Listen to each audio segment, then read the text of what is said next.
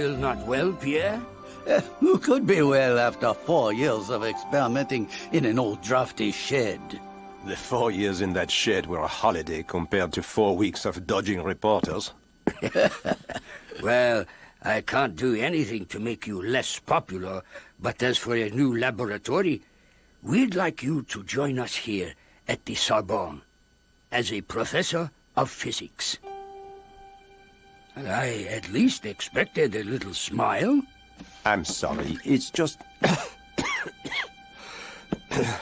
I don't think I'm the best choice. Oh, a bachelor's degree at 16, a master's degree at 18, and now a Nobel Prize.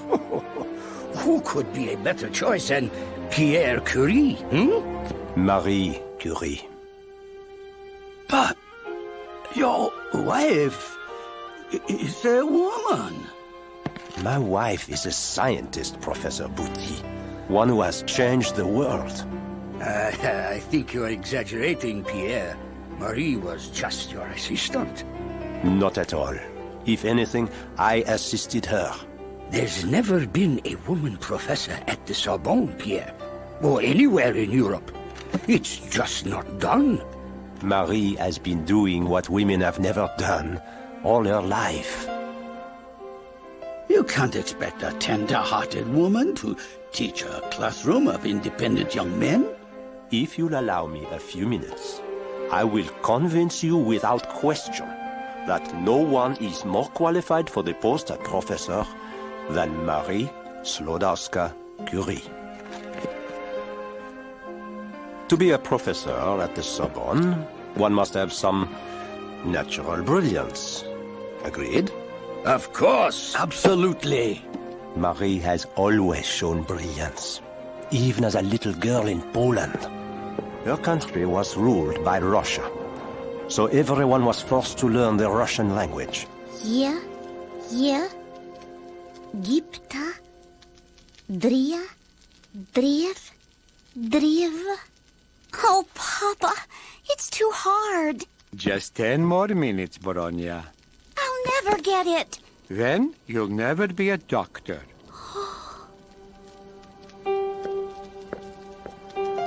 I wish the Russians would just go back to Russia. Perhaps they will someday. Until then, no one goes to university without learning Russian first.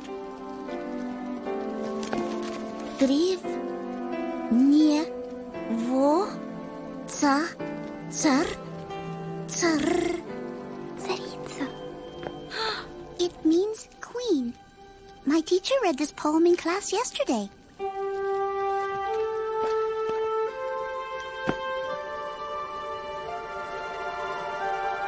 Чего еще не достает? Египта древнего царица, толпой рабов охранена, спокойно властвует она. How did you do that? It's easy. Although years younger than Bronya, Marie was always the better student. And yet, she was always humble about it. I think you'll agree that humility serves a professor well?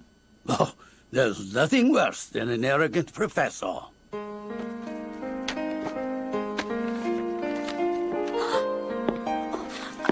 Marie, Papa says we should go. This is for you, your own Russian dictionary. It's brand new. You can't start at the university with that old one. I figured I could keep that.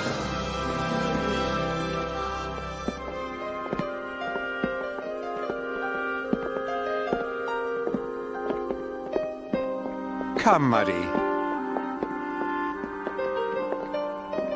It's so good to see you, Vladdy. I keep telling the Russians here, you won't find a better physics teacher than Vladislav Sklodowski. They're willing to hire you, Vladdy. I won't teach in Russian, Alec. I'm a Pole, and this is Poland. But my daughter Bronya here has come to enroll. I'm afraid that isn't possible. But her grades were perfect. She was the top Russian speaker in her class. That makes no difference, Vladdy. As of last week, all Russian universities are closed to of women. No. No. Bronia's dream had come to an end. For the moment. No one has a greater passion for learning than Marie. After graduating as the top student in her class, she risked her life daily for the sake of learning more. Every night she would sneak to the local museum. It's too cold. There's no one out tonight. Let's go back now. I guess you're right.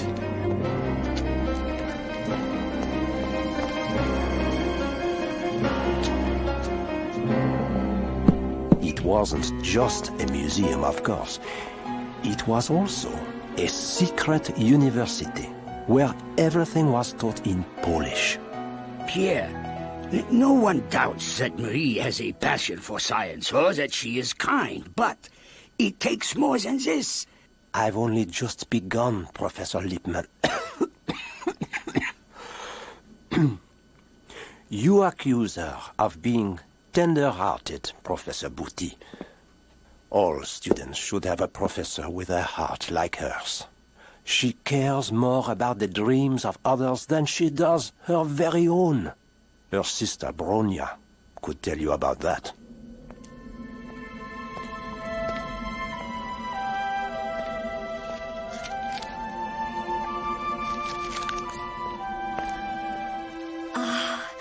The Sorbonne. It's beautiful. My friend has a cousin who actually studies there. Just think. To be studying in Paris at the oldest, most famous university in all the world. You're going there, Bronya. I barely have enough to get to France, let alone study there.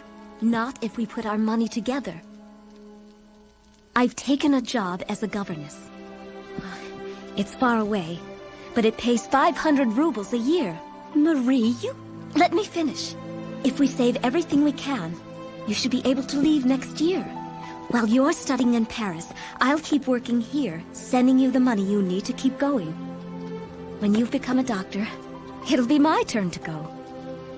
And then, Bronya, then we'll both come back and teach the people what we've learned. What they could be learning if Poland was free.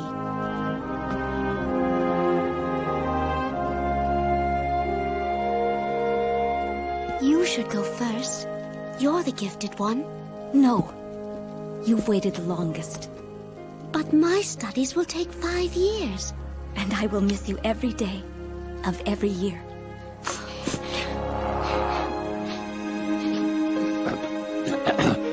Perhaps we should close that window, huh? Yes, I think some dust flew in. Or pollen, maybe. Could have been pollen, yes. Did you know, Professor Lippmann, that when Marie finally got to France, that she did not understand a single word of your lectures? She had never heard a Frenchman speak French before, especially on the topic of physics. But after 18 months of study and living in absolute poverty, she earned a master's degree in physics. Not only that, she was first in her class. And 12 months after that, she received her master's degree in mathematics. Yes, perfect grades. Above all, Marie is guided by a single promise. I will do what is best for mankind. Lucky for me, that promise brought Marie and I together. 1 more week and you'll be back in Poland. I can't wait to start teaching. You know, the secret university may have been found out and shut down. Then I'll start another. I'll do whatever it takes for freedom. Is freedom your only dream? I mean, it's a wonderful dream, but I wonder, could you ever... What I mean to say is... Will you marry me? I can't. I can't stay here, Pierre. Do you love me? Oh, yes. Then I will go to Poland with you. No, Pierre. You wouldn't be free to study there. And what about your experiments? Your gifts would be wasted in Poland. What about your gifts, Marie? I have no doubt that you can work miracles in Poland, but all your miracles there would not be a fraction of what you can do here. I'm sorry, Pierre. I'm sorry. There is no shame in leaving me, Marie. I'm just a foolish man. But you have no right to abandon science. Here is where you can do the most for suffering mankind.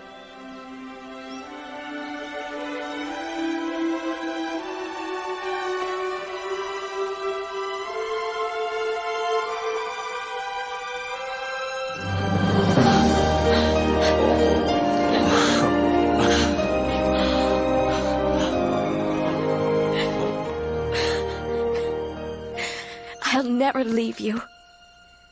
I must confess, these are things I never knew. A woman professor. Why must we think of it that way? A woman professor. Marie has her doctorate. She is a doctor of science. Not a woman doctor of science, mind you, but a doctor. Just like both of you. I have no such degree. Well, yes, but you're... A man. Gentlemen, the research for Marie's doctorate has changed the world forever. I remember the day she explained the ideas for her thesis. She stood right over there. This picture was taken 2 years ago by a German scientist. He did it by using invisible light rays coming from this. Uranium. You can't see the rays, but they're strong enough to go through metal. They're called X-rays. Because no one knows what they really are or where they come from. I want to find out what the X means. Well, it's certainly worthy research for a doctorate, but... Marie, no woman has ever received a doctorate degree. I don't mind being the first. Within just a few weeks, her experiments led her to her now famous theory. Only future generations will understand its importance. The atom. The tiniest, most basic building block in the universe. For years, we have believed it to be constant, stable, and unbreakable. I'm not so sure. I believe X-rays come from the uranium atom, which is constantly disintegrating. The Academy of Science is no place for wild and careless theories. She's trying to change the understanding of matter itself. The theory of radioactivity. It was a leap of genius. Men have been made professors for much less, and still we haven't come to her most famous achievement. She discovered a new element. And yet when we say discovered, people think it merely fell into her lap. Nothing could be further from the truth. To find radium, Marie did the work of both scientist and slave. She would haul wood for an outside fire, then set a giant cauldron on it. She would treat each ton of rock with 60 tons of water and 5 or 6 tons of acid. The steel rod she used to mix it with was taller and heavier than herself. The mixture itself gave off a noxious fume that burned her throat and eyes. When it rained, she would have to break everything down and haul it inside. Inside, the fumes were more intense, but she kept working. In a few months, we had our first results. It must be 800 times stronger than uranium. And it's still not even pure yet. I'm giving up all my experimenting to help you. I'll be your assistant. No, Pierre, you can't. I must. Marie, you found something wonderful. I know. You... It was the happiest time of our lives. 1 year later, we had a small dish of radium salts.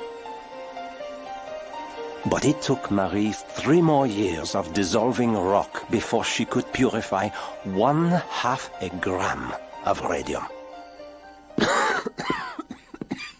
Perhaps we should end our conversation there, huh? No, not yet, please. We understand the point you're trying to make, Pierre.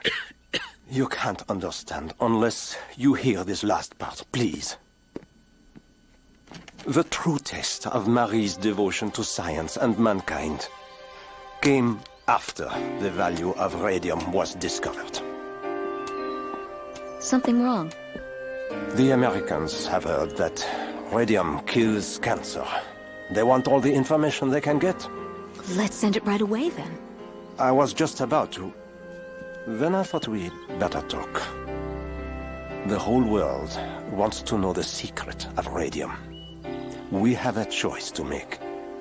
We can give it away, or we can say that it belongs to us.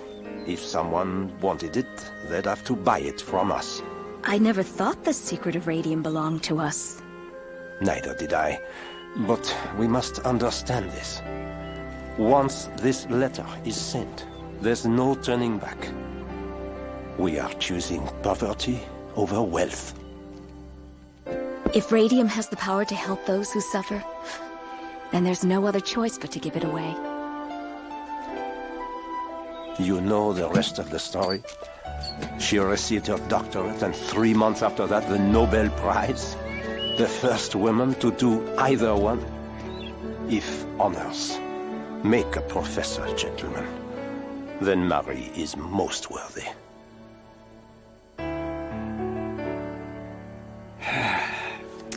You have accomplished your goal, Pierre. I cannot imagine a better choice for Professor than Madame Curie.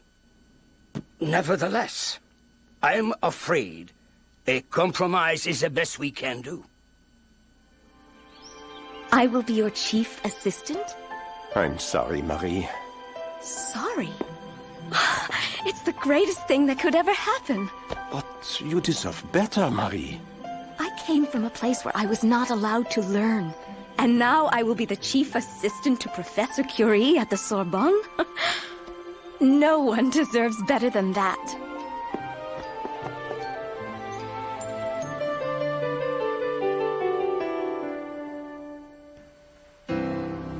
Young people, you must remember this. The dream of a true scientist is to serve mankind. And because that is his dream,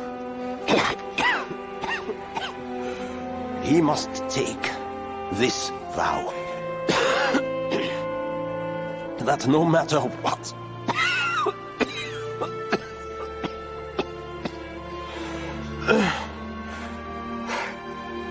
we'll finish tomorrow.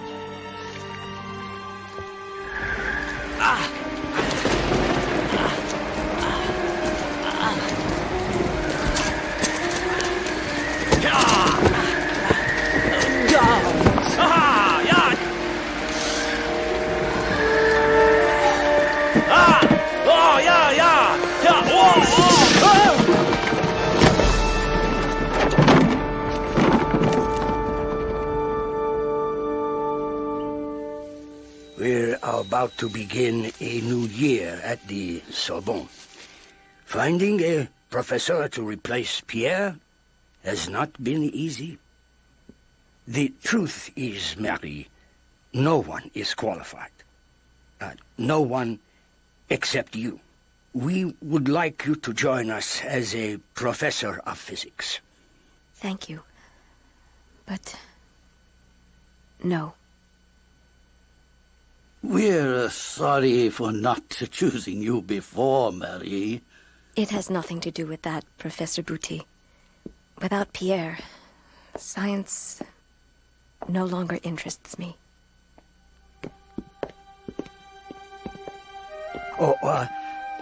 I've been asked to tell you your old laboratory, the shed. Something new is being built there, so it must be destroyed. If you'd like us to gather your things there, we can...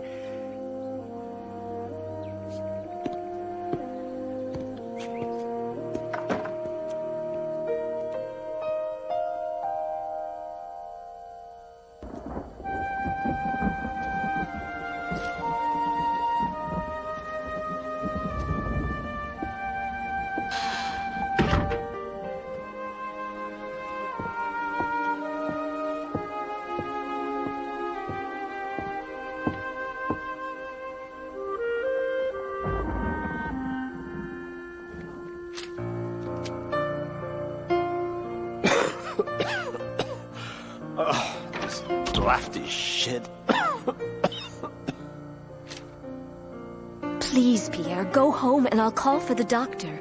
I can't go home. We're just days away from pure radium. It's not worth dying for. If I lost you, I could never go on. You mustn't say that, Marie. This work has the power to make the world a better place. No matter what happens, promise me, Marie, you will go on. I promise.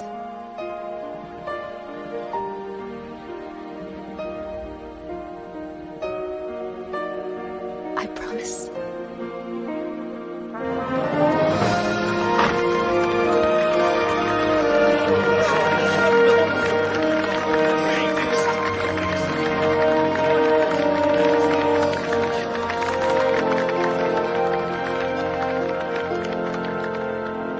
The dream of a true scientist is to serve mankind. And because that is his dream, he must take this vow. No matter what happens, no matter how difficult life may seem, he or she must never give up.